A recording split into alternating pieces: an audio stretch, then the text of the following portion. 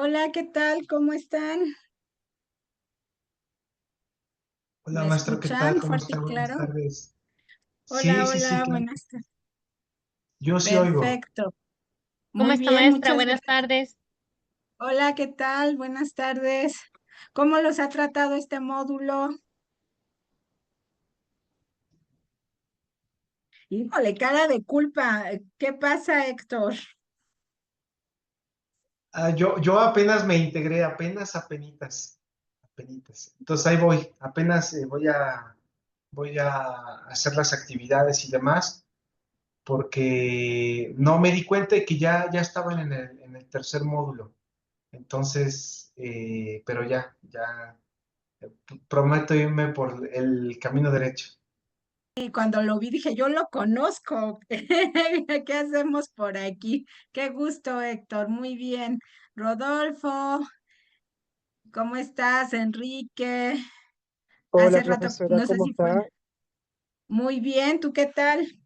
Bien, voy manejando, por eso estoy conectado, pero voy manejando hacia un lugar más tranquilo, así que voy a estar escuchando por mientras. Muy bien, con cuidado. Sí, sí. Muy buenas tardes. Es un gusto saludarlos Hola, a todos. Enrique. Gracias, igualmente. Analí, creo que ya nos saludamos y no sé quién está en geografía. Allá, David, ¿cómo estás? Hola, buenas tardes. Muy bien, pues igual incorporándome a este módulo con ciertas dificultades de tiempos y de horarios, pero aquí estamos. Muy bien, pues bienvenido, David. Les voy a compartir una pequeña presentación en donde vamos a analizar ciertas preguntas respecto de lo que ya hemos estado platicando, ¿no? En la primera parte hablábamos de un caso y cuáles podían ser las posibles soluciones y cuáles podían ser las maneras de que la familia de Hugo tuviera acceso a la justicia. ¿Qué tan difícil es tener acceso a la justicia en nuestros países, ¿no? Siguiendo un poco eso, vamos a hablar de la defensa de derechos humanos. Y yo les pregunto, ¿en realidad son mecanismos efectivos? ¿Qué tan fácil o qué tan difícil es poder eh, luchar por obtener una vida digna? Estos mecanismos extrainstitucionales ya un poco se ha hablado, o mucho más bien, de los mecanismos que el Estado tiene, pero también tenemos que hablar de aquellos que son paralelos al Estado, ¿no? Estas formas o estas herramientas que nos permiten alcanzar con una mayor eficacia los derechos humanos, ¿no? Y aquí podríamos tener opciones como las manifestaciones y las acciones de protesta, que podrían ser como los más visibles, ¿no? ¿Quién ha ido a una marcha últimamente? Las mujeres, por ejemplo, con el tema del 8 de marzo, que siguen luchando por el tema del reconocimiento de sus derechos, pues muchos hemos participado en ellas, ¿no? Aquí en México, por ejemplo, pensemos en lo que se denomina madres buscadoras, mujeres que están buscando a sus hijos desaparecidos, ¿no? Y entonces tenemos esta protesta social que lo que nos permite es poner nuestras demandas pues en el ojo público, ¿no? Porque a lo mejor existe un mecanismo para que me hagan caso, pero este mecanismo nadie le hace caso, o bien no existe ese mecanismo. Lo que tenemos que hacer es que el Estado nos vea, que el Estado tome conciencia de cuáles son las situaciones que nos están vulnerando nuestros derechos. Y aquí yo les preguntaría, ¿qué grupos identifican que protestan por no estar representados en las instituciones estatales? ¿Qué elementos del sistema político facilitan o impiden la protesta? Porque de repente, últimamente en la Ciudad de México cierran por todo y por nada y resulta que a veces lo que llegan son policías para dispersar a ese grupo que está diciendo que algo está mal y que se tiene que resolver, ¿no? Y por último, en su país, ¿qué temas son objeto de protesta social? ¿Quién quiere empezar con la primera pregunta? ¿Qué grupos identifican que protestan por no estar representados en las instituciones estatales? ¿Quién dice yo? No se peleen, ¿eh? Pueden participar todos.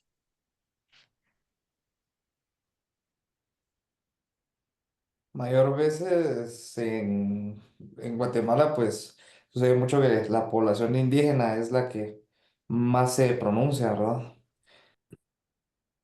Ujú. ¿Hay grupos organizados de la población indígena, Enrique? Sí, sí, sí. De hecho, el más grande es denominado los 48 cantones. Esta es de un municipio bueno, de un departamento que se llama Totonicapán y es la que mayor fuerza tienen en nuestro país. Pues ellos movilizan bastantes personas, salen a manifestar cuando hay decisiones eh, que pues el gobierno toma y no les agrada. La última manifestación grande que hubo y que hubieron bloqueos, que los mismos pues manifestantes salieron a bloquear las calles de todo el país, fue cuando para pedir más bien la renuncia de la fiscal general de nuestro país. Entonces, ellos están bien metidos en todas las cuestiones políticas, pero las comunidades pequeñas, pues muchas veces pues no les dan tanto mérito, no son escuchadas, hasta que estos 48 cantones pues se unen y ya pueden ser escuchados en el gobierno. Pero sin embargo, bloquearon el país, impidieron la libre locomoción, hubieron varios disturbios para pedir la renuncia de la fiscal general y sin embargo no se logró. Ok. Interesante, ¿no? Porque el que yo proteste, el que yo te diga que por alguna razón esa fiscal general no cumple con lo que hablábamos en la sesión pasada, con eso de ser el representante del Estado y proteger, pues se quedaron con las ganas de que siquiera escucharan a lo mejor su protesta, ¿no? Y sus razones. Gracias, Enrique. David, adelante. Sí, muchas gracias. Bueno, yo iría un paso atrás porque eh, los grupos, las personas, las comunidades no protestan porque sí. Hay una violencia ejercida por el Estado, por las empresas, por particulares. Y entonces ocurre esa movilización que tal cual es el ejercicio de un derecho a protestar, a gritar, a quejar, a intervenir paredes, a intervenir calles, a bloquear con el cuerpo, que es lo que tenemos pues los ciudadanos. Entonces, Para el caso mexicano y en el tema en el que estamos, hay una violencia, aparte de la estructural del Estado, todo el tema del despojo, el extractivismo, agua, bosque, aire, luz, suelo, tierra, territorios, conocimientos, prácticas, etcétera. Y pues tal cual hay que movilizarse, así como ahora los 48 cantones por la corrupción de la fiscal, que cambió todo un estado o intenta, pero pues no se puede, como en México, ¿no? Se le otorga mucho poder a los policías, a las fiscalías y pues es utilizado el sistema eh, jurídico para judicializar, para criminalizar, ¿no? Hoy estamos viviendo situaciones tremendas que quejarse, gritar, cuestionar a los políticos, te demanda el diputado, el senador, te obligan a que te disculpes vergonzosamente en la Cámara de Senadores o una diputada contra una ama de casa 30 días por redes diciendo que faltó a la verdad, etcétera. Y bueno, ese es otro tipo de violencia pues política que ejerce abuso de poder del Estado, de las empresas contra las personas, ¿no? Entonces, bueno, eso lo quiero mencionar. Grupos de ciudadanos, grupos campesinos, indígenas, afrodescendientes, grupos de mujeres, em, eh, no por el tema feminista, que también está muy fuerte en este país, sino por que están quitando las formas de vida, el acceso al agua, ¿no? Las manifestaciones, las protestas en este país principalmente pues son encabezadas por mujeres y que el ejercicio de respeten la vida, déjenos el agua limpia, no contaminen, etcétera, ¿no? Entonces, pues eso. Gracias. Gracias, David. Pones varias cosas en la mesa, ¿no? El estar defendiendo el medio ambiente es para muchos muy importante, ¿no? El hecho de lo que sucede con el agua, con los bosques. Pensemos que la Riviera Maya fue violentada brutalmente por el propio Estado, ¿no? Y cuando hubieron amparos, que todavía era posible implementar un amparo en contra del Estado por un interés que no me afectaba quizás directamente, lo mismo que cuando se construyó el aeropuerto o se modificó el aeropuerto en Santa Lucía, no, en el entonces presidente, ¿no? Calificó de corruptos a los jueces y magistrados del Poder Judicial. Lo que estás diciendo del tema de la senadora que en las noticias le dicen dato protegido, ¿no? Para no vulnerarla, creo que es un poco lo que hablábamos la sesión pasada. Tú como servidor público tienes que cuidar el bien común, pero ahora pareciera que son los servidores públicos los que tienen que estar protegidos de que el Estado levante la mano y diga, oye, el ciudadano se ve vulnerado en esto.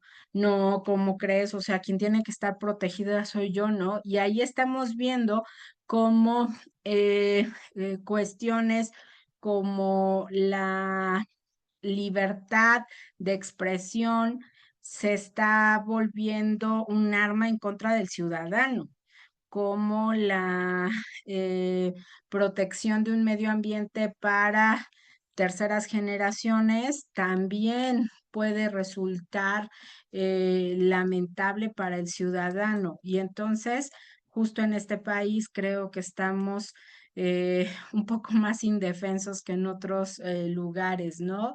Enrique plantea el tema de los 48 cantones, pero nosotros podríamos ver que a veces quienes tendrían la razón de pelear la defensa de un derecho humano, pues simple y sencillamente están amenazados, porque también podemos pensar que gente que defiende eh, el espacio de la mariposa monarca, casualmente se cayó a un este, cuerpo de agua y ahí se suicidó, ¿no? Creo que son cosas lamentables que por lo menos creo en nuestro país están pasando y son complicadas en esa defensa porque no hay esa defensa institucional que nos diga cuentan con nosotros Estado para protegerlo. No sé si quieras agregar algo más, David. ¿Alguien más con grupos que identifican? David puso varios en la mesa. ¿Alguien más?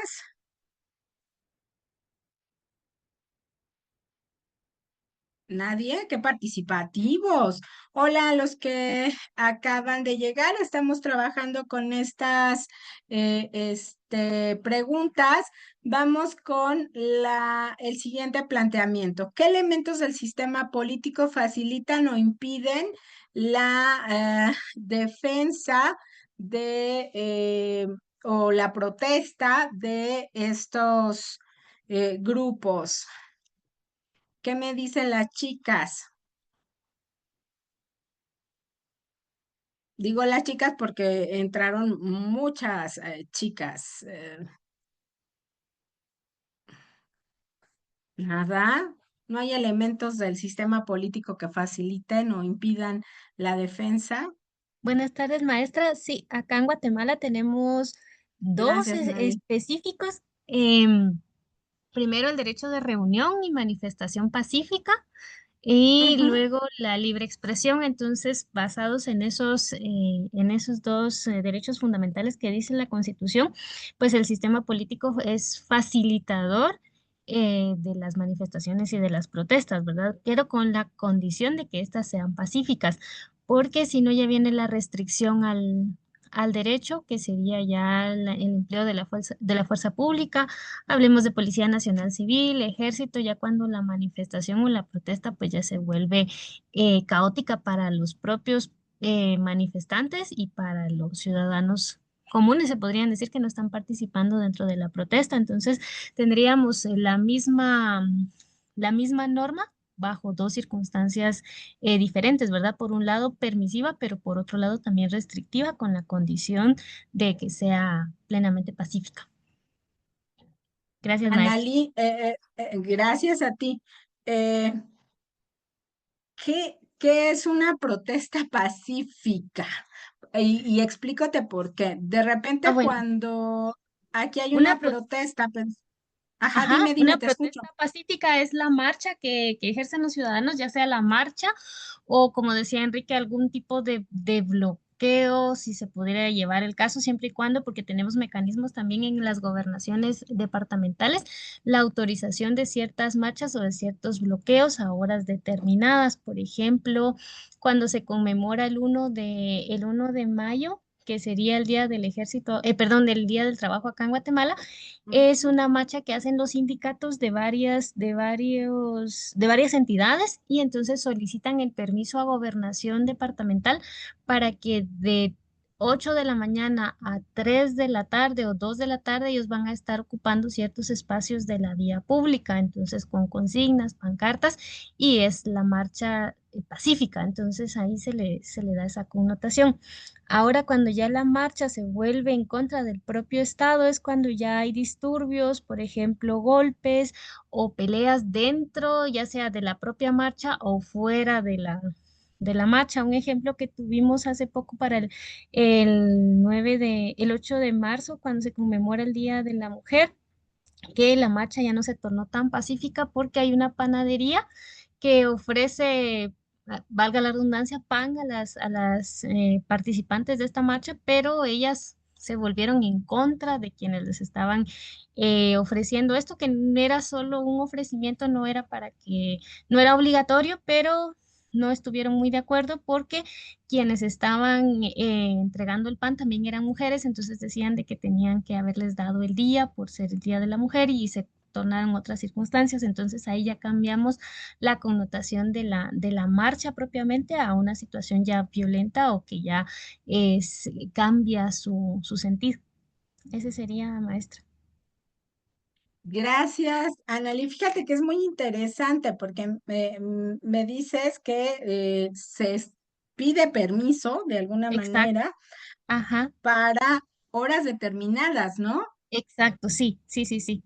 Entonces, eso sería ya, digamos, con ese permiso, pues ya es, y ya se sabe quiénes van a estar. Incluso hay la Policía Municipal de Tránsito o la PNC ayudan a que el tráfico o a tener vías alternas en relación a esa marcha o a esas marchas que pueden haber. Y se da el aviso previo, ya sea 2 o 3 días, qué lugares van a estar ocupados. Fíjate, esto es muy interesante. Aquí en México durante un tiempo se hablaba de un marchódromo, un lugar Ajá. en donde las personas fueran a protestar, ¿no? Y decían, ¿cómo voy a ir a protestar ahí? Pues nadie me va a hacer caso, ¿no? Y Ujú. se No planteaba había visibilidad. no, no, y lo que decían era que también tenía que haber un responsable de la marcha. Si algo se Exacto. salía de control, entonces el responsable tenía que Responder por daños. responder por los Ajá, daños, ¿no? Y me imagino lo que tú nos planteas en una marcha el 8 de marzo, donde regularmente hasta el final del contingente va lo que llaman, pues como las feministas duras, ¿no? exacto. Y Más que fuerte se podría decir. rompen, rayan, golpean, Ajá. incluso a un chico que estaba por pasar en una estación de Metrobús, por estar parado esperando a que pasaran, le echaron brillitos y no sé cuántas cosas, ¿no? Entonces, viéndolo desde esa perspectiva que la planteas, Anali, creo que tendríamos unas marchas no pacíficas Exacto. el 8, ¿no? Sí, sí, maestro, sí, porque ya están abusando de su derecho, ya no es el ejercicio, sino es el abuso del derecho como tal. Fíjate, muy interesante, Anali. Muchas gracias. Gracias, maestra. David, adelante. Sí, muchas gracias. Bueno, qué interesante forma de ver las cosas. Una de las definiciones de la ONU y del famoso señor Knox para las definiciones de los defensores ambientales hablaba algo así como protestas pacíficas, casi casi te dice protesta en tu cuarto, ¿no? Entonces, y a propósito de esto que comentaba Analí, recordar, digamos, el derecho a la protesta, pues está en función del agravio y el agravio, pues a la vida y en fin.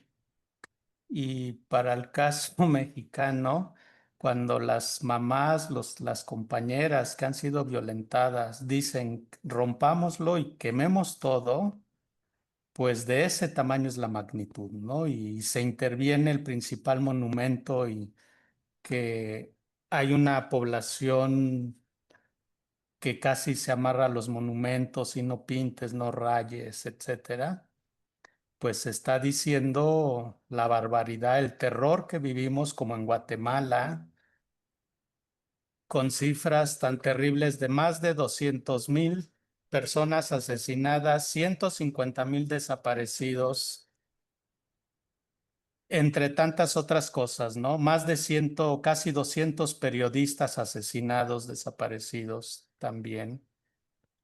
quemar a las niñas como en Guatemala, a los bebés por corrupción, por impunidad, que eso es parte del sistema político que impide, pues.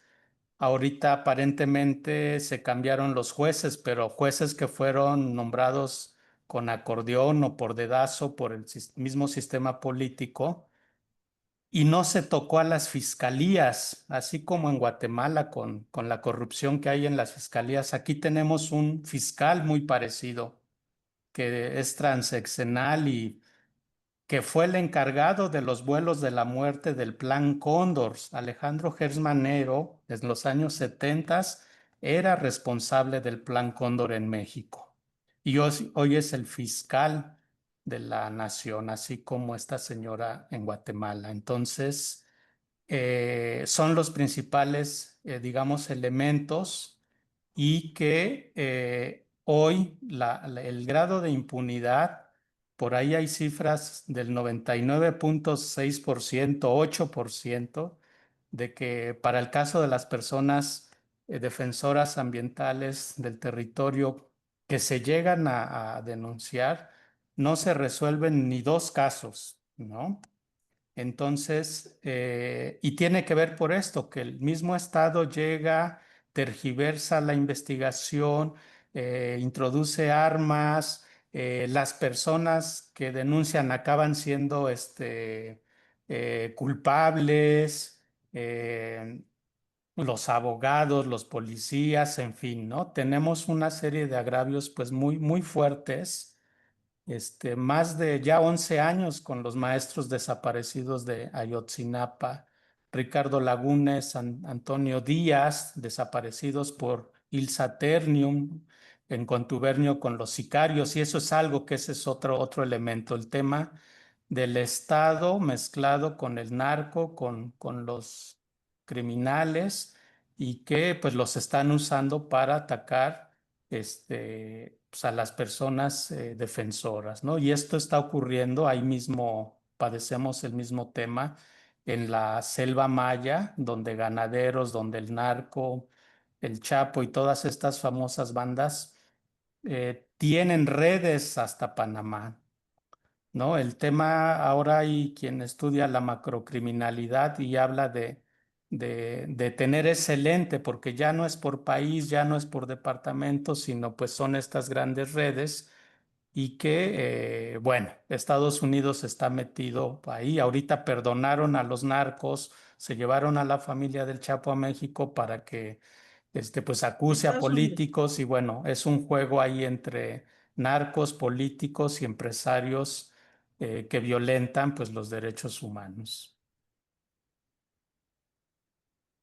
Gracias, David. Nuestro sistema mexicano, más que facilitar, impide todo esto y pones un panorama que verdaderamente dan ganas de llorar, porque tú lo escuchas, tú lo sabes, pero de repente como que ya verlo así tan evidente, que es todo lo que está sucediendo en nuestro país no tiene ningún interés en facilitar eh, la protección de los derechos humanos, ¿no? Y eso es verdaderamente, por lo menos para mí, súper doloroso. Tengo un hijo de 3 años y de repente te preguntas qué sigue para él, ¿no? ¿Qué país va a haber para él, ¿no?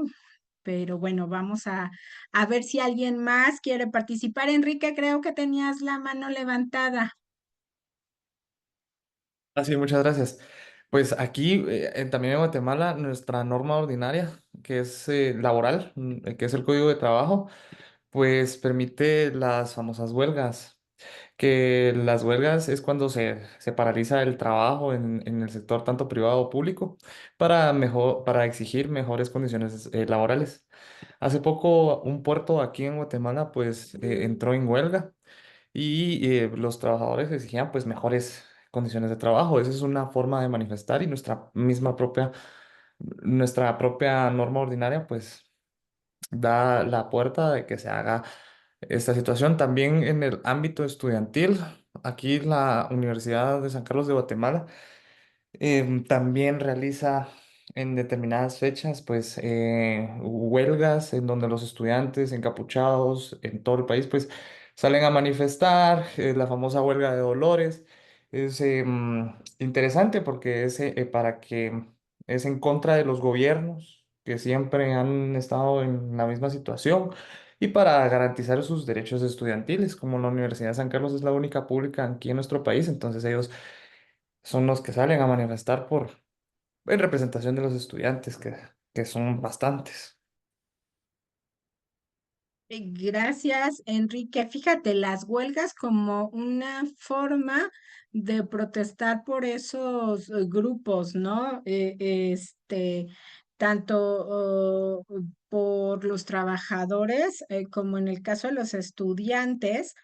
Y muy interesante la parte de esa huelga en donde diríamos que se equilibra un poco el poderío entre la fuerza de producción o más bien y los trabajadores, ¿no? Y pensaba ahorita que decías eso, nosotros tuvimos en este país una huelga del Poder Judicial, ¿no? Tratando de defender sus derechos porque sabían que ciertas reformas les eh, perjudicarían muchísimo y tampoco hubo mucha opción, ¿no? Y eso creo que es lamentable. Y el lugar en donde esas huelgas dan esa defensa al gremio de trabajadores, creo que es muy importante, ¿no? Y lo que les decía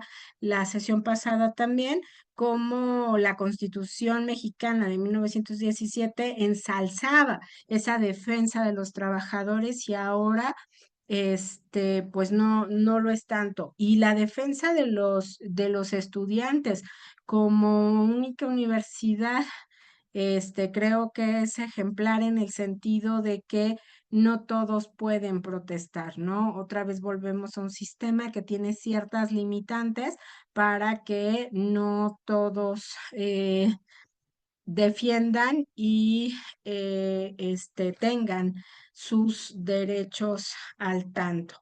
Muchas gracias, David.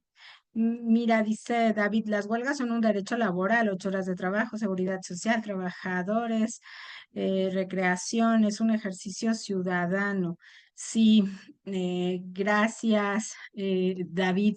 Un derecho laboral, un derecho humano laboral, ¿no? El defender estos mínimos indispensables que marcan ciertos organismos internacionales. Nora, te escuchamos. Hola maestra, buenas tardes. Bueno, Hola. pues continuando también con el tema que hablaba Enrique, pues yo estudié en la Universidad de San Carlos de Guatemala. Pues la forma a veces de protestar como universidad, hace unos años después del COVID, hubieron elecciones que fueron fraudulentas y pues quedó un rector que para todos nosotros pues es una persona que no fue elegida, ¿verdad? Democráticamente, porque pues ahí elegimos todos, pues los que conformamos la Universidad de San Carlos. Y a la fecha sigue siendo el rector. No es ni reconocido por otras personas como rector, ¿verdad? En el 2022, en abril, creo, aproximadamente, se cerró el campus de la Universidad de San Carlos de Guatemala y se volvió a abrir hasta el 2023 para que se pudiera, que pues escucharan al estudiantado, ¿verdad? Para poder quitarlo del poder, porque según pues todo, ¿verdad? Está él en contienda con la fiscal Consuelo Porras, entonces se están aferrando al poder y entonces no ven, o sea, fue una protesta para que ellos vieran lo mal que era para nosotros como estudiantes, como universidad pública, pero pues a veces siento que a veces uno, bueno, no uno, sino que, bueno, sí, uno no se empecina más o no hace un poquito más para poder defender todos nuestros derechos, ¿verdad? Y que como es la democracia que debía de ser en ese entonces, imagínense, ya vamos en el 2025, pues si él sigue en el poder de esa universidad y sigue pues corrompiendo, aquí en Guatemala pues le llaman usurpador, porque definitivamente se adueñó de la universidad. Entonces es bien complicado y la verdad es que todos lo saben, ¿verdad? Y se trató de hacer algo como protesta en contra de él, pero siguen lo mismo, pero también cerrar la universidad es quitarle el estudio a los demás, ¿verdad? Es quitarnos el poder graduarnos, poder seguir estudiando una maestría. Gracias, pues habían clases en línea, pero creo que a veces es un poco más difícil, pero era quitarle eso a la gente, ¿verdad? Entonces, ese es mi comentario sobre, pues, sobre esto, ¿verdad? Que esa fue la forma de la universidad, del estudiantado, para poder ir en contra de él y pues sigue en el poder. Entonces, creo que no se pudo lograr lo que tanto queríamos. Gracias, Nora. Fíjate, una defensa de derechos desde un lugar en el que se admiten todas las formas de pensamiento, ¿no? Y esta situación de elecciones fraudulentas creo que son el común denominador de algunos estados en donde quieren imponer a quien vaya a manejar cierta institución para beneficio propio, ¿no? Creo que como una universidad pública genera libres pensadores y entonces en esa generación de libres pensadores puede haber alguien que critique al gobierno. Entonces, bueno, pues es lamentable, ¿no? Y sobre todo, por más que la universidad haya querido continuar trabajando y demás, creo que eh, las clases en línea representan también una serie de evidencias más bien evidencian una serie de cuestiones que no todos los alumnos tienen, ¿no? Que es muchas veces mejor ir a las clases porque eh, no tengo una computadora, porque no tengo internet, por muchas circunstancias que a 2025 podríamos decir, esto no es cierto, todos tenemos la misma oportunidad y ahí volvemos a encontrarnos con una disparidad en cómo gozamos de nuestros derechos humanos. Ojalá que algún día este, ese rector salga de la universidad y haya una persona que verdaderamente apoye a los estudiantes y yo hablaría en nombre de los maestros también. Muchas gracias, Nora. Y la última pregunta, ya hablamos de cuestiones medioambientales, hablamos de cuestiones estudiantiles, hablamos de huelgas que defienden los derechos de los trabajadores. ¿Hay algún otro tema que sea base de protesta en sus países? No, son todos, no hay más protestas. Nada, conste. Les digo que esto es como las bodas, ¿eh? Hablen ahora o callen para siempre.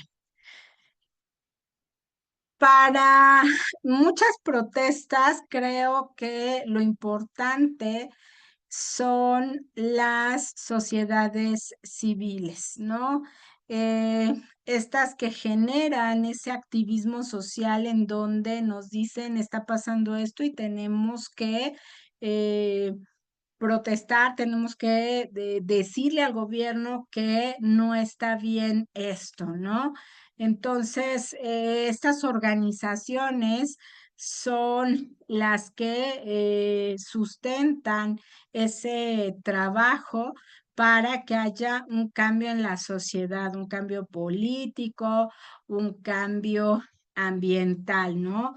Pensemos un poco en que de repente alguien que puede estar en una situación de vulnerabilidad no sabe que hay más personas que pasan por su misma situación.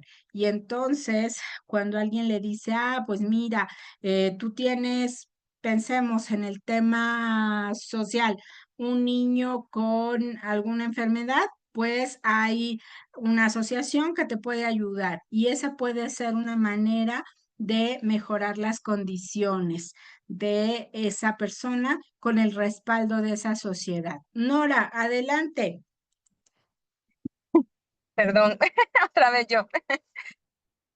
Adelante, adelante. Fíjese, maestra, que hace poco hubo una pues huelga de un sindicato aquí en Guatemala, no sé si ya lo habían mencionado, de los trabajadores de las escuelas públicas, que pues ellos buscaban una mejoría en su salario.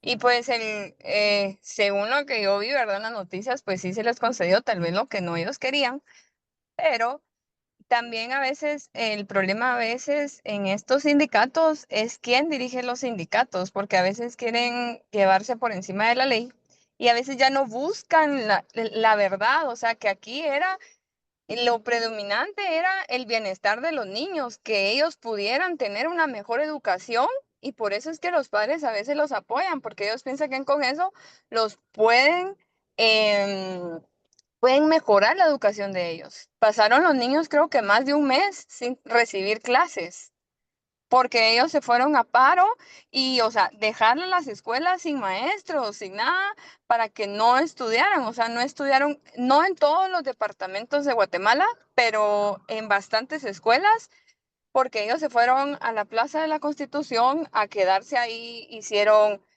o sea, ahí estaban sus champitas, estaba todo, y ellos ahí estaban hasta que la Corte de Constitucionalidad, pues sí les dijo que ya era mucho, que ya tenían que ir a trabajar, porque estaban, y ellos solo pensaban en su beneficio y no en los beneficios de los niños, no en los derechos de los niños de la educación.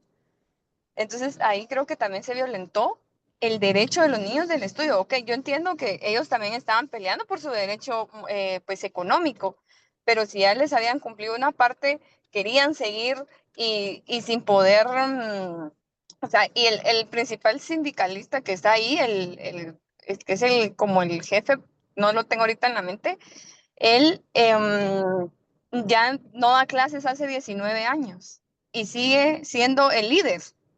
O sea, es increíble. A veces no, pues no se fijan todas esas cosas del país, ¿verdad? Y cuando uno, y él solito lo dijo en una entrevista, yo así como, ¿cómo puede ser eso posible si él es el líder de un sindicato de maestros de escuela? ¿Cómo va a ser posible que él no dé clases, que él ni sepa ahora cómo va dirigido? Entonces, pues ese creo que es un tema que a mí me interesó mucho en ese momento porque sí se vulneró mucho el derecho de la educación de los niños durante todo ese tiempo, porque ellos terminan clases y bueno, si aprendieron, bueno, y si no aprendieron, pues ahí lo leen en donde puedan y entonces ahí es donde empezamos a que los niños no tienen una buena educación. Entonces, eso también quería comentarle. Fíjate qué interesante. Tú hablas de ahí de un líder sindical que tiene años que no da clases. Nosotros teníamos por aquí una que tenía todo el control del sindicato más grande de maestros, ¿no? Quien apoyaba al poder y pues de repente creo que no cumplió con lo que le pidieron y terminó un rato, dicen a la sombra en un reclusorio, ¿no? Como de repente justo esa sociedad civil o esa organización que se presenta para defender los derechos de unos trabajadores puede pasar por encima del derecho a la educación de los niños, ¿no?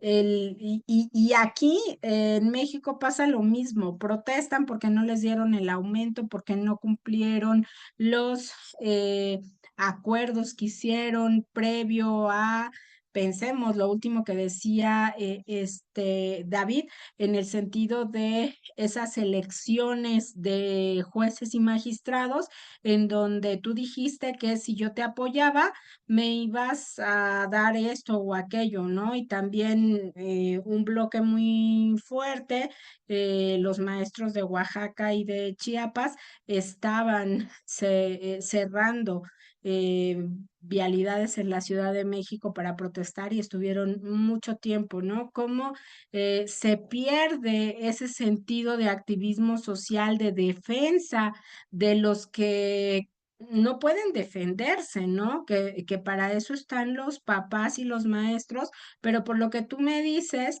los papás, no sé, engañados, con otra idea, apoyaron a los maestros sin pensar el daño tan terrible que se les hace a los niños, porque tú decías, bueno, pues que lo lean en otro lado, pero hay quienes en lugar de ponerse a leer o de papás que se sienten a enseñarles, pues o los ponen a trabajar o los ponen todo el día viendo la televisión para que no me generen mayor conflicto. Y aquí estamos viendo otra vez esa parte en donde no mejora esa condición de vida y menos se genera una conciencia social de lo que verdaderamente es importante, de qué manera podemos hacer que parte de este módulo era hacer una estrategia de defensa de los derechos humanos con estos mecanismos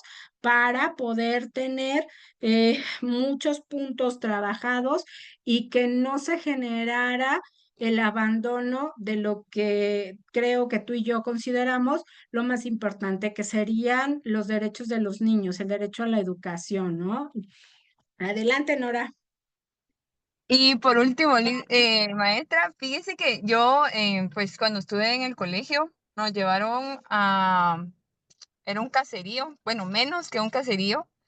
Tenían solo una escuela para primero, bueno, no sé cómo es en México, pero aquí es de primero a sexto primaria, de primer grado a sexto, y ya no había más. Sí, Era una maestra para todos, los niños, Dios. y si los padres querían, si no, los ponían a trabajar. Vimos a un niño con mis compañeras de colegio que tenía metida una astilla por estar recogiendo leña. Llevaba al niño ya una semana así. Y tengo una de mis amigas, ella, pues, su papá era doctor y ella, pues, soñaba y al día de hoy es pediatra.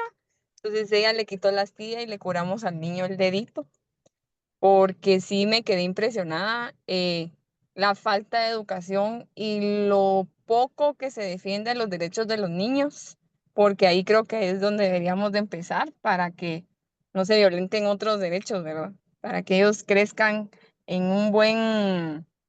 en un buen país donde sepan ellos que se defiende todo eso, pero a veces en esos lugares tan lejanos ellos ni saben que puede existir eso, ni conocen a veces una escuela y solo los llevan para terminar, ¿verdad? Para que solo cumplan cierto grado y hasta ahí, ya no hay más para ellos, solo seguir trabajando o nada más.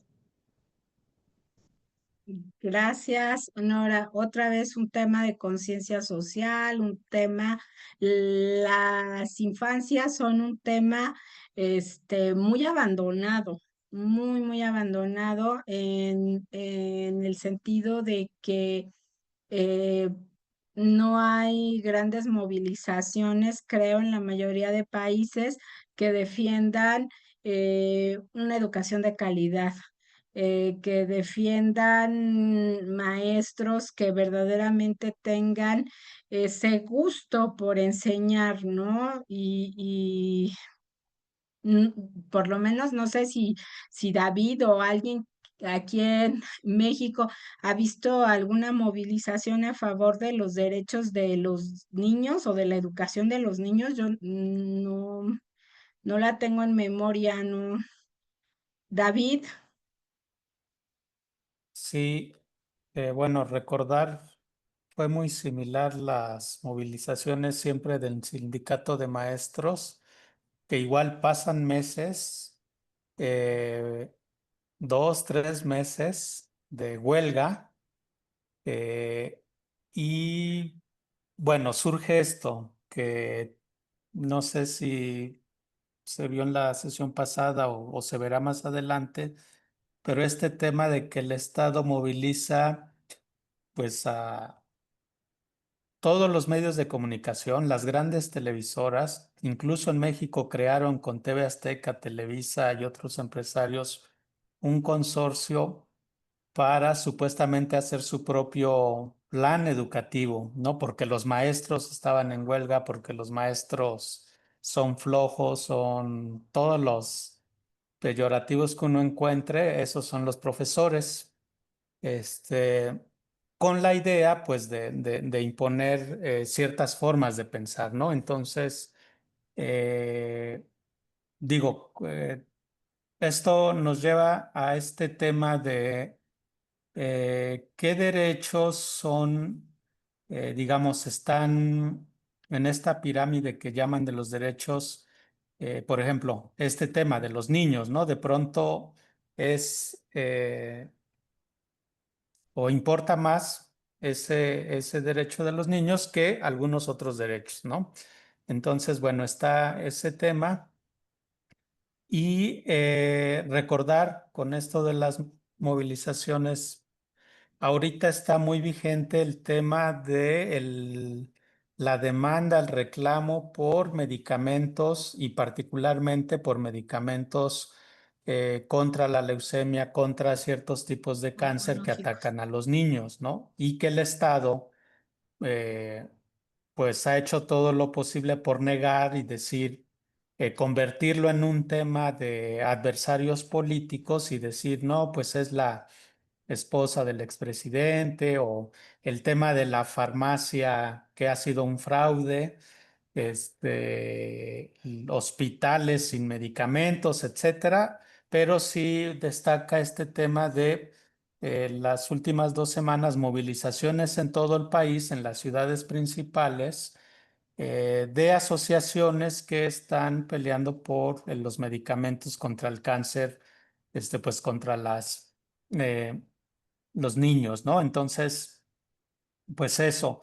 Y un poco quiero también relacionar con este tema de la prioridad de ciertos derechos, que por el área en la que estamos, siempre es chocante el tema del derecho positivo, que son derechos como individuales frente a los derechos de las comunidades y los pueblos, es decir, derechos colectivos, ¿sí? Y nos enfrentamos constantemente, por ejemplo, aquí en Puebla, estamos en la ciudad, una de las ciudades más grandes del país, y la gente dice en la ciudad el derecho al agua, pero resulta que alrededor de la ciudad hay N pueblos originarios, indígenas, y pues hay un derecho a que la gente tiene agua del río, de los pozos artesanales, de la montaña, etcétera, y dicen esta agua es de los pueblos, ¿no?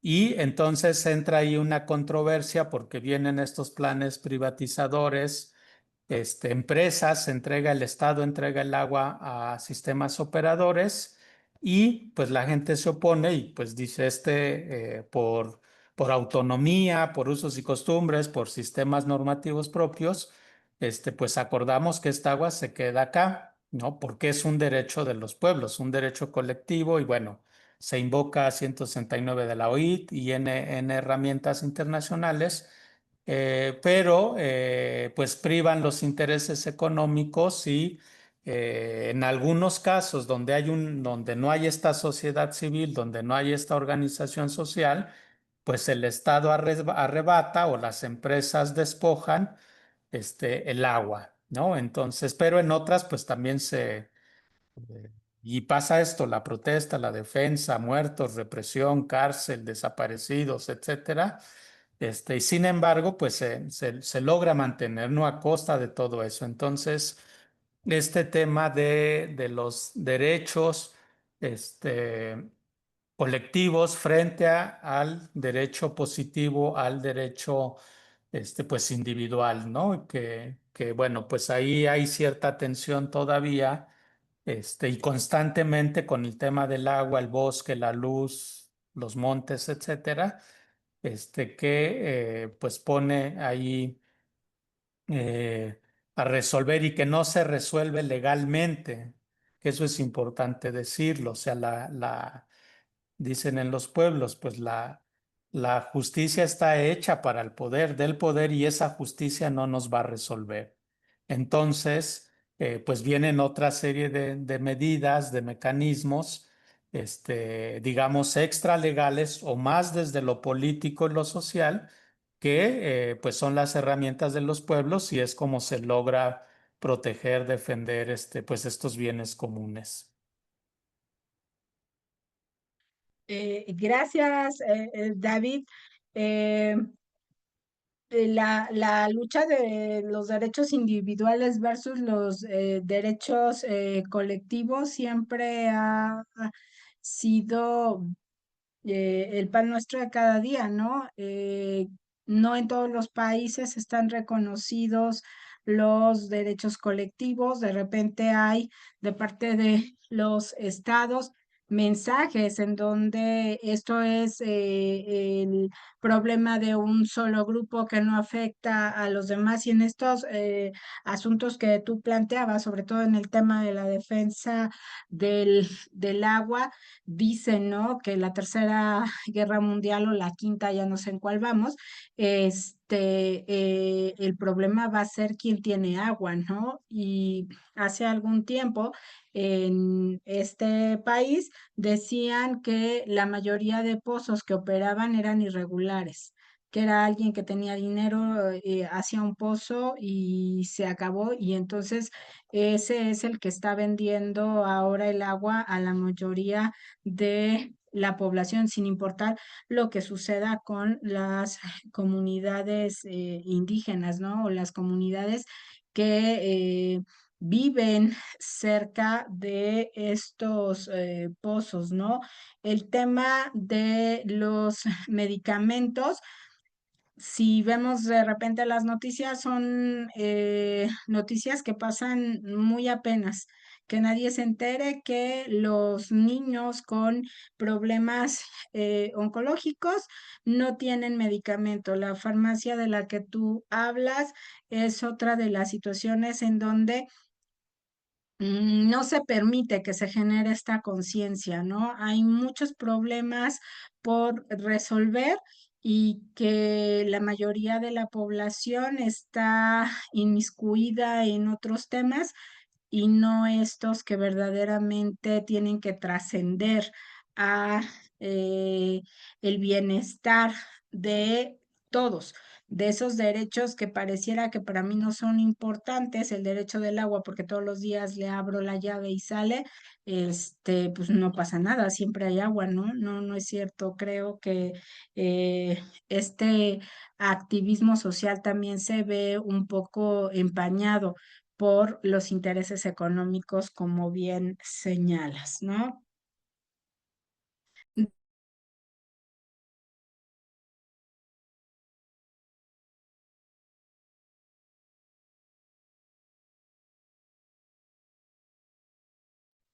¿Ya me escuchan? De los asuntos planteados, ¿quiénes participan o han participado en la defensa? ¿Qué mecanismos se utilizan o plantean utilizar? Algunos me pusieron en el foro 1 que no han participado en ninguna defensa de derechos humanos, pero una vez que ya han leído las lecturas, ¿qué otro mecanismo podrían implementar? Y ¿qué cambiaría esta forma de defensa de derechos humanos? ¿No? Hemos estado hablando de la protesta, hemos estado hablando de sindicatos que en el mejor de los casos hacen sus trabajos de forma adecuada. ¿Quién quiere participar con esto? ¿Qué es lo que ustedes cambiarían? Por ahí, Rodolfo planteó el caso de un reo que perdió una pierna porque no lo atendieron adecuadamente. Creo que ese proceso todavía está trabajándose, pero no sé, alguien que quisiera decirme eh, si han participado en uno, qué, qué creen que hubiera cambiado, qué creen que de acuerdo a al sistema político de su país pudiera cambiarse de ese asunto que resolvieron o que conocieron.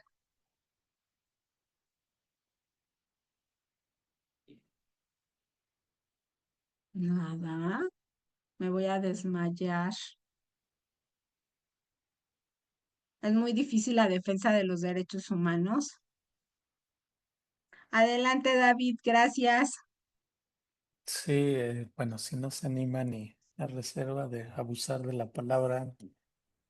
Eh, híjole, es que en México tenemos cada caso. Ahora mismo estamos viviendo varias situaciones, desde personal hasta con comunidades, eh, que el ejercicio de lo legal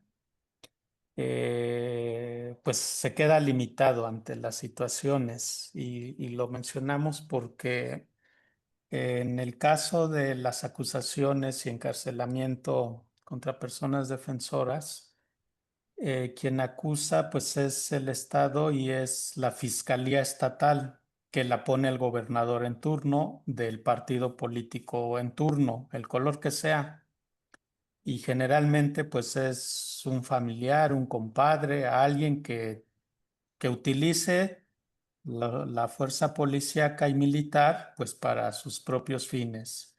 Entonces ya desde ahí, si bien digamos seguimos el camino legal, jurídico, con abogados y todo lo que implica y que es muy largo, que incluso algunos compañeros abogados dicen eh, pues solo es para detener o medio controlar o alargar pues las situaciones con N amparos, y entonces ese ejercicio, esa defensa se acompaña pues de la movilización social, de la acción directa, de la toma de edificios, de la cierre de carreteras, de una serie de elementos que impactan económicamente ya sea a las empresas o al Estado, como tomar las casetas de peaje, ¿no? O cerrar las empresas o cerrar una oficina, etcétera. Eh, y aunado a esas dos medidas, pues también está el tema de mediático, el dar a conocer lo que está pasando, porque en los estados, con esta situación de los fiscales que son amigos familiares del gobernador en turno, pues son manejados como feudos. Y cuando se rompe el cerco mediático, y por ejemplo ahorita tenemos un caso en Tlaxcala, que un compañero fue juzgado por ser indígena, o sea, se aplicó de manera racista la justicia, por decir que sus usos y costumbres consideraban el linchamiento en la zona de la Malinche, le impusieron 20 años, y entonces cuando sale esta situación del Estado de Tlaxcala y se conoce a nivel nacional e internacional, la presidenta en la mañanera ya la menciona, o el presidente, porque es lo mismo, ¿no? Entonces ya les da vergüenza, ya se exponen políticamente y dicen que se va a atender. Así detuvieron a un compañero hace unas semanas, y como se hizo toda esta red de comunicación nacional e internacional, empieza a haber llamadas de X número de personas por las redes, marchas, toma de carreteras, etcétera, la presidenta dice, resuelvan esto, gobernador, porque afecta a mi imagen. Y el gobernador dice, ah, sí, ya vamos a revisar su caso. Un caso que no merecía, pues, la cárcel. Al otro día el gobernador, pues, lo resuelve la libertad del compañero, ¿no? Pero mientras fue torturado, fue golpeado, fue arrastrado, fue esto que hacen los medios, que hay que ponerlo aquí también. El gobierno en turno compra medios. Hace rato decían de Tlaxcala, de 200 medios que hay en el estado, 90 son controlados por el gobernador y pues no sale la noticia. Entonces se echa a andar pues una campaña de estigmatización, que son salvajes, que son linchadores, que son alcohólicos, drogadictos, a veces hasta que cuando son asesinados o cuando son violentados, desaparecidos, dicen, pues es que andaba en líos de faldas, ¿no? Si es hombre, si es mujer, pues es que andaba pues ahí alborotando en vez de estar en su casa cuidando a sus hijos. Hay un caso así extremo, muy fuerte, lo voy a comentar con esta situación. Un juez en el Estado de México dijo de Kenny Hernández, una abogada defensora indígena, que está en la cárcel, le pusieron más de 120 años. Dijo que ese juez, que no la iba a juzgar con perspectiva de género, porque ella era abogada, porque ya no era indígena y porque le gustaba alborotar a la gente. Entonces, pues cínicamente lo dijo, y bueno, pues es uno de estos jueces que seguramente va a repetir en este supuesto cambio, ¿no? Entonces, en síntesis, digamos, son esas 4 o 5 formas que, que se utilizan, que acompañan pues lo jurídico, que no se quede solo en lo jurídico, sino en la acción directa, en la movilización, en mediatizar la situación y finalmente también en esto que está ocurriendo, digamos, también de manera muy visible y emergente el establecer redes de cuidado, redes de todo tipo, no solamente de difusión, sino de apoyo, de fondeo, con el tema de la espiritualidad, con el tema de sanación, con el tema pues de apoyar a la familia, etcétera, ¿no? Entonces, estas, digamos, otras formas que acompañan pues la defensa, la protección de los derechos humanos. David, gracias. Maravilloso esta parte en donde no solamente lo jurídico me va a dar esa respuesta. Voy a empezar como de atrás para adelante. La parte de que una mujer sea abogada no significa que deja de tener otras interseccionalidades que hay que tomar en cuenta, ¿no? Y que los jueces tendrían que tener esa conciencia de que hay circunstancias, pensemos si eres indígena es porque naciste en una comunidad, porque creciste con cierta ideología y demás, y que eso va sumando a lo que tú haces y a la manera en la que tú hasta aplicas el derecho en el caso de Kenny Hernández, ¿no? Pero hay un común denominador, el estar culpando a las víctimas de todo lo que sucede. Es que la violentaron porque en lugar de salir de trabajar, se fue a cenar quién sabe con quién. Entonces, en lugar de irte a tu casa y y resguardarte, andas haciendo no sé qué locuras, ¿no? En el caso de los hombres, lo mismo, es que no tendría por qué haber defendido esto, no tendría por qué haber alzado la voz y regularmente el Estado está siempre revictimizando a las víctimas, que vea la gente que el malo es él, no yo, ni los policías, ni nada, ¿no? Me viene un poco a la mente cuando les ofrecieron disculpa a las 3 mujeres indígenas que violentaron gente del ejército, y perdón, lo voy a decir, sé que este es un ámbito académico en donde la mujer dice, nos chingamos al Estado mexicano, ¿no? O sea, por fin me hicieron caso, o sea, me hicieron mucho daño, pasaron muchos años, pero tenían que ofrecerme una disculpa, porque lo que hicieron fue violentar a mi familia, violentar a mis hijos, violentar a mi comunidad, y entonces esa sería como lo que pretenderíamos todos en una defensa de derechos humanos, que el Estado reconozca que violenta a las personas, ¿no? Eh, es el común denominador de muchas personas en la cárcel, que sus derechos humanos, que su debido proceso está manoseado por todos lados.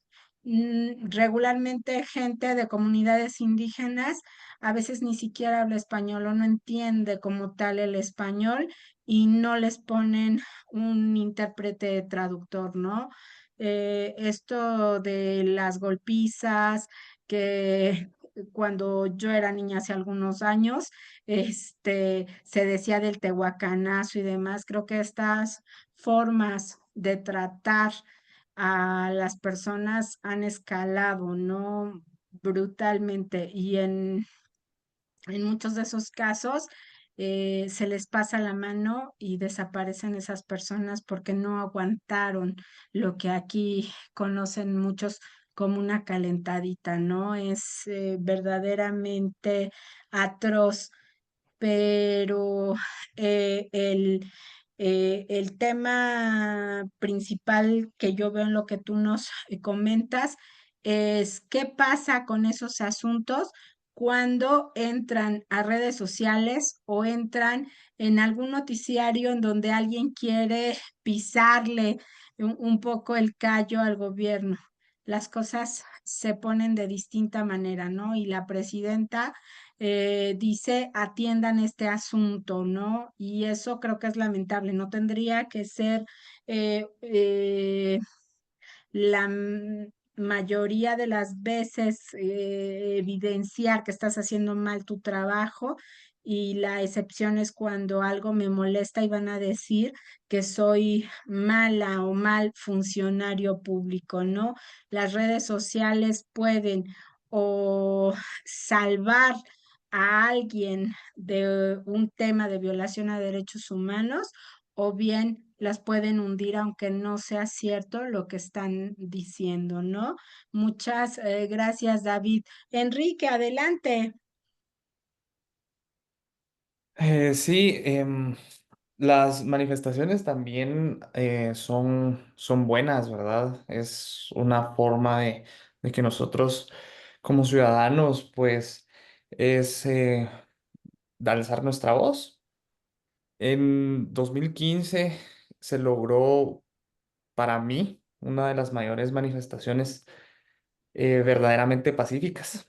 Para ser sincero, aquí en Guatemala, las manifestaciones por lo general son violentas, pero en 2015 fue algo histórico porque fue la más grande que ha tenido Guatemala.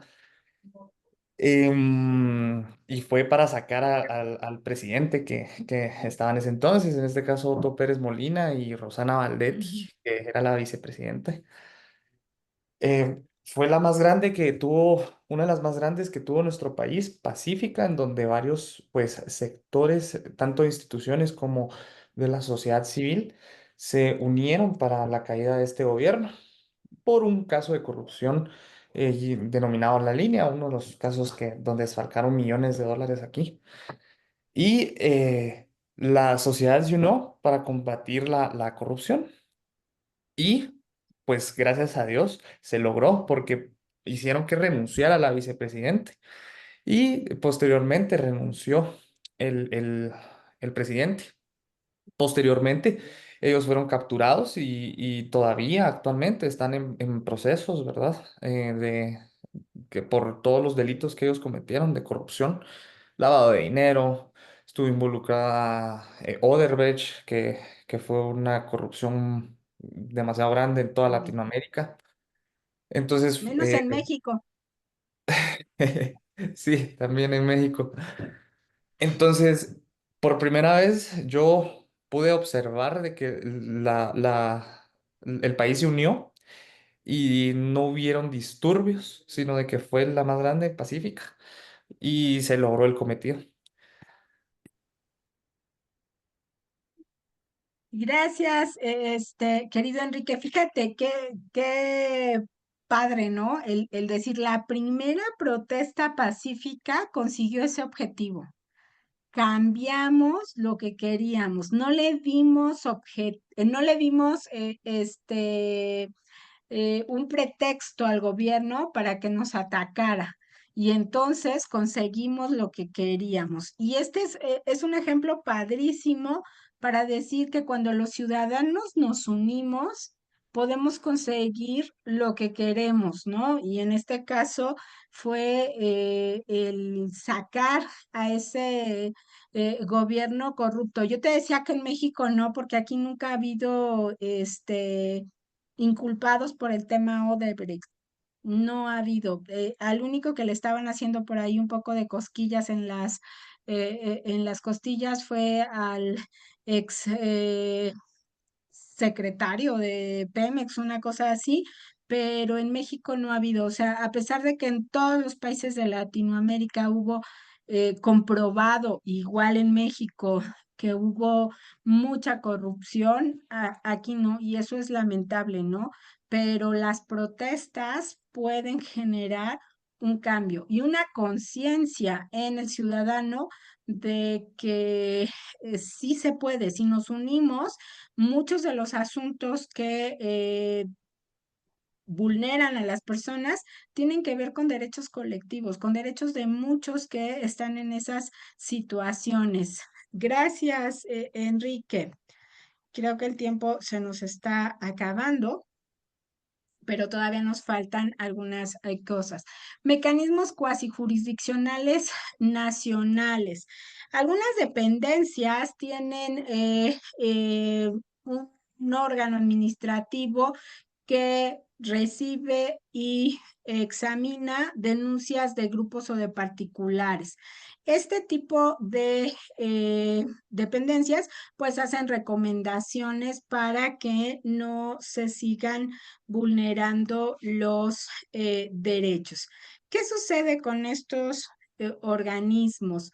Bueno, pues que ya no tenemos que sufrir eh, tanto en el sentido de pasar por un proceso judicial que desgaste a la víctima y entonces pues tenemos estas opciones, ¿no? En donde este organismo verdaderamente defiende los derechos de las personas. Eh, Muchas gracias, David. Veremos con atención estos videos que nos pones. Muchas gracias. ¿Qué pasa? ¿Cuáles conocen? Aquí en México teníamos varios, pero con el cambio de las transformaciones que está sufriendo México, pues hemos perdido algunos. Pensemos en el INAI, pensemos en la COFESE, pensemos creo que también el IFT, y entonces nos hemos quedado con muy pocos, ¿no? Con DUCEF, la Profeco, que es la Procuraduría de Defensa ay, se me fue Profeco, del consumidor, ¿alguna vez han recurrido a estos organismos de protección? ¿Y qué experiencia pueden compartir, ¿no? Aquí, por ejemplo, la Conducef, la que defiende a los usuarios de los servicios financieros, hace mesas de diálogo con los bancos y pueden llegar a un arreglo el ciudadano con este banco, ¿no? Y luego los resultados son bastante enriquecedores sin tener que irnos a un juicio desgastante. Alguien que me quiera compartir si ha recurrido a alguno de estos o cuáles son los que tienen en su país, que son por excelencia defensores de las personas.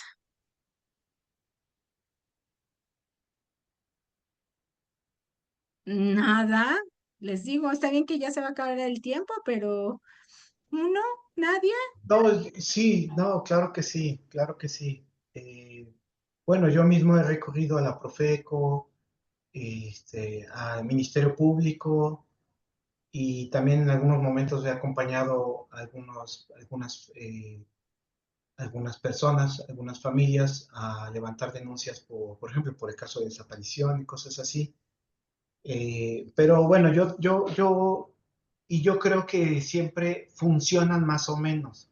O sea, en mi experiencia, digamos, como usuario y como acompañante, digamos, en una perspectiva de 20 años, pues yo diría que, o sea, no creo que radicalmente hayan funcionado mucho mejor hace 20 años. Y la verdad es que siempre hay muchas variantes. Yo eh, creo que o sea, no todo el Estado funciona de la misma manera mal o de la misma manera bien, ¿no? O sea, hay muchas particularidades, ¿no? O sea, en el caso de México, pues 32 entidades federativas, pues van, también cada una es diferente y cada sexenio también tiene sus particularidades, pero realmente es muy es un peligro, creo que es un peligro hacer una generalización cuando realmente cada, cada, cada lugar y en cada momento las cosas van cambiando un poco. Eh, lo que sí es cierto es que sí ha habido una transformación de estas instituciones en los últimos años, o sea, con la nueva administración federal, pero tampoco han desaparecido, o sea, decir que desaparecieron, y no estoy defendiendo, no me interesa defender a nadie, pero por ejemplo, el INAI ahora forma parte de otra institución, ¿no? O sea, hay ciertas cosas que se están que se modificaron para ser incorporadas en otras áreas de otras instituciones. Por ejemplo, el Coneval, ¿no? El Coneval que yo consulté muchos años y yo considero que en general hizo muy buenos estudios durante mucho tiempo, ahora forma parte del INEGI, ¿no? O sea, lo que hace el Coneval ahora lo hace el INEGI.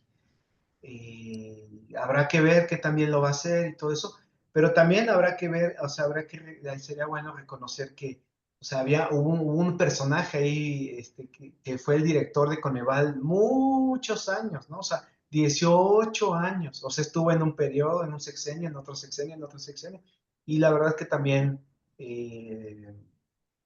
pues, se generan vicios, entonces, eh, no sé, o sea, el tema de México es muy complejo. Yo lo hablo como mexicano y creo que comparto muchas cosas que se han dicho, pero también creo que valdría la pena mm, enfatizar que también hay diferencias, ¿no? En tiempo y lugar. Gracias, Héctor. Interesante lo que planteas, porque en el caso de el INAI y el Coneval, el tema es también que cambia la naturaleza jurídica de la dependencia, ¿no? Y entonces la forma de actuar creo que va a ser diferente a ser un organismo constitucional autónomo, a ser parte de la organización de la Administración Pública Federal, ¿no? Eh, Generalizar a todos los organismos, tienes toda la razón, hay cambios.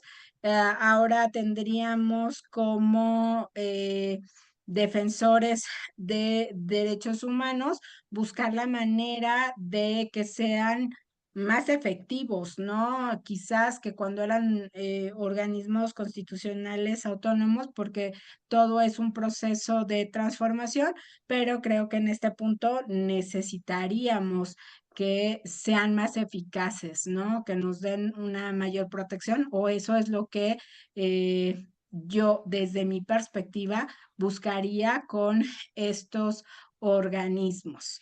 Muchas gracias, Héctor. Y llegamos al tema de los mecanismos cuasi jurisdiccionales y jurisdiccionales internacionales.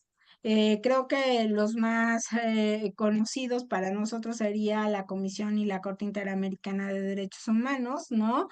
¿Y qué tanto opinan que mejora la vida de las personas? Y si estas respuestas de estos organismos tienen un impacto en la legislación o no. ¿Alguien que quiera participar con esto?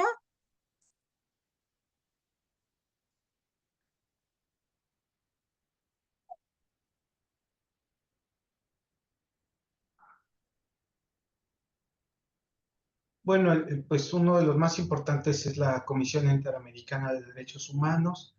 En el caso de continente americano, pues es el con el que más tenemos relación. México ha tenido una relación muy activa con la Comisión eh, y eh, bueno, pues tuvimos un presidente hace ya algunos años, hace ya 10 años. El presidente de la Comisión Interamericana fue este, Sergio García Álvarez y Ramírez. Casa, pues creo Ah, que hizo un también trabajo. Sergio García. Sí, claro, hizo un trabajo muy bueno como presidente de la Comisión Interamericana y, y luego, y que venía de la sociedad civil, etcétera, de la defensa de los derechos humanos, etcétera, etcétera. Eh, y bueno, luego, pero por ejemplo, hay otra que es muy importante que ya nos queda un poco más lejos, que es la Corte Penal Internacional, Penal. que ahorita pues está un poco entredicha porque pues por todo este asunto de Palestina, eh, eh, pues, o sea, sí ha habido algunos países que ya han presentado, muy pocos que han presentado una iniciativa para que se activen mecanismos, por lo menos para frenar la guerra de Israel a Palestina, pero pues está un poco lento ese asunto y pues sí, yo me pregunto cómo pues qué pasa ahí, ¿no? ¿Qué pasa ahí con ya estos asuntos que son importantes? O sea, se crean para que justamente se activen en momentos como estos, pero no los vemos activos. Y eso desconcierta bastante. Creo que ahí un poco lo que decía David con el tema del agua y eso, las cuestiones económicas pesan más que la defensa de las personas, ¿no? Y entonces por eso esos mecanismos no se activan como las personas quisieran. Gracias, Héctor. David, adelante. Sí, un poco para complementar, bueno, mencionar que acudir a esos mecanismos puede ser cuando ya agotaste todo lo posible en el país y para eso pues ya pasaron varios años, ¿no? Y bueno, tiene su valor y así sean. Ahora tenemos algunas resoluciones de la guerra sucia en México y que se han juzgado a algunos expresidentes ya casi moribundos y realmente no se ha hecho justicia más en un tono declarativo o sanción política, digamos, para los gobiernos mexicanos. Pero bueno, es una herramienta que está allí y yo pensaría también en esto que ayuda y que se activa como las visitas de relatores, los informes país, las misiones que a veces ocurren en los estados, en los territorios concretos y que vienen pues de la Comisión Interamericana o de la Corte o incluso algunos tribunales, pues, digamos, independientes, no de los estados, sino que tienen pues un tono más de visualizar una situación y que pues a los gobiernos no les gusta que, por ejemplo, el Tribunal del Agua o el Tribunal de los Pueblos se active y diga esa barbaridad del Tren Maya que está destruyendo Selma, que está haciendo consultas tramposas o que está haciendo pues barbaridades con las comunidades mayas, pues no les gusta, ¿no? Bueno, son tan cínicos los gobiernos, los gobernantes, que muchos no hacen caso, pero en otros, pues sí, ¿no? Las alertas tempranas que ha ayudado a quitar literalmente de las manos, de las garras de policías, personas secuestradas, personas desaparecidas, que las llevan en México al campo militar número 1 todavía, o a los cuarteles militares, y que pues para torturarlos o para otras cosas, pero que cuando se activan estos mecanismos internacionales, algunos de la ONU y otros pues independientes, tipo lo que hace las alertas tempranas de Amnistía Internacional o de algunos otros organismos, pues a los gobiernos no les conviene y aparecen a las personas, o tal cual, pues como las detienen policías o el ejército, la Guardia Nacional, ya las entregan en las fiscalías, las presentas, dicen, ¿no? Y bueno, de esto estamos hablando también de casos concretos con compañeros aquí en Puebla que son detenidos por judiciales, por ministeriales, y no los presentan luego, luego, los ocultan unos días, los torturan unas horas y luego ya los presentan en las fiscalías, ¿no? Entonces, bueno, pues están ahí estos mecanismos o instrumentos a los cuales pues también se acuden. Gracias, David. Mecanismos que pocos reconocen o que pocos recurren a ellos, pero que pueden dar un mejor resultado incluso que seguir todo el largo proceso de un jurisdiccional. Muchas gracias. Bueno, ya está, ya estoy sobre el tiempo y yo les diría que nos quedáramos reflexionando sobre esto. ¿Cuál es la conclusión a la que llegas después de conocer los mecanismos de protección de los derechos humanos? Y sobre todo, un poco lo que hablábamos en la sesión pasada, ¿cuál es el compromiso que adquieres al conocerlo? ¿Qué vas a hacer? Pensemos en el caso mío, que soy abogada, ¿qué voy a hacer al conocerlos? ¿Cómo cambiaría mi forma de actuar a partir de conocer estos mecanismos? Y recuerden que yo soy maestra en la Universidad Nacional Autónoma de México, entonces, ¿cuál es mi compromiso de conocerlos y qué pasa con estos mecanismos dentro del ejercicio de cualquier eh, licenciado en Derecho? Insisto que es por el tema de mi formación profesional. Entonces, yo los invitaré a que reflexionemos sobre estas dos preguntas para quienes tienen mayor experiencia. ¿Modificarían alguna cosa? ¿Incidirían en programas, en casas de cultura, en pláticas, en escuelas? ¿Cuál es la manera en la que podrían eh, transmitir este conocimiento a más personas? ¿Algún comentario, queja, sugerencia?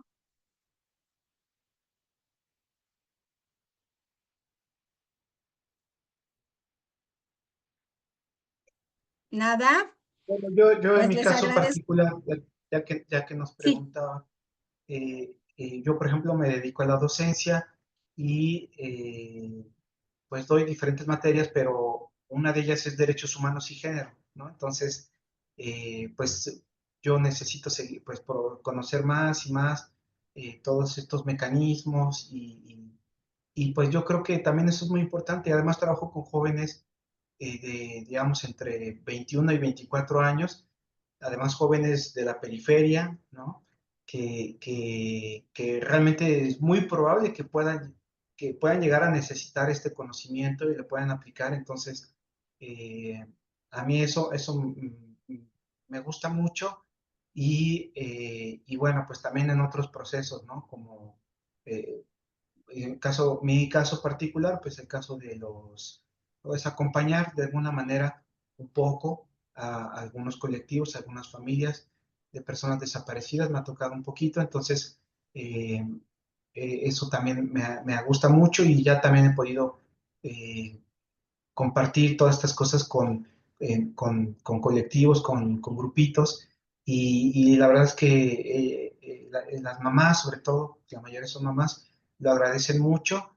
Y bueno, no es que uno sea experto, pero ya por lo menos uno ya va teniendo más ideas, ¿no? Entonces, ya después ya les dimos, acosen a sus asesores jurídicos para que ellos les ayuden. Ellos sí saben, ellos conocen bien cuál es el procedimiento, cuáles son los formatos, los tiempos, los modos, pero ya ellas por lo menos ya tienen la idea, tienen una ruta. Y eso, pues así es una manera pues de retribuir esto que estamos aprendiendo. Muchas gracias. Y de incidir en un cambio. Gracias, Héctor. ¿Alguien más? Nada, pues Alipio, muchísimas gracias.